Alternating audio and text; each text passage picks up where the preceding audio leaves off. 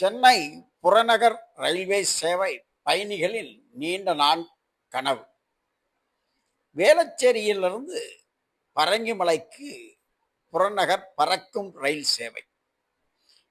கிட்டத்தட்ட 5 கிலோமீட்டர் தூரமுள்ள இந்த பறக்கும் ரயில் சேவை பழவந்தாங்கல், ஆலந்தூர், அடையார், திருவான்மையூர், துறைப்பாக்கம், டி நகர் உட்பட பல்வேறு ரயில் நிலையங்களுக்கு இந்த பறக்கும் ரயில் சேவை பயன்பாட்டிற்கு வரும்.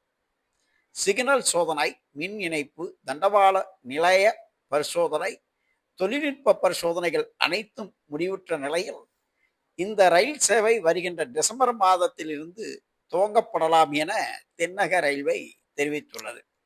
இந்த ரயில் சேவையால் கிட்டத்தட்ட லட்சக்கணக்கான புறநகர் ரயில்வே சேவை பயணிகள் வேளச்சேரியிலிருந்து பரங்கிமலைக்கு 11 நிமிடங்களில் வந்து சேர்ந்து விடலாம், போக்குவரத்து நெரிசலின்றி என தெரிய வருகிறது.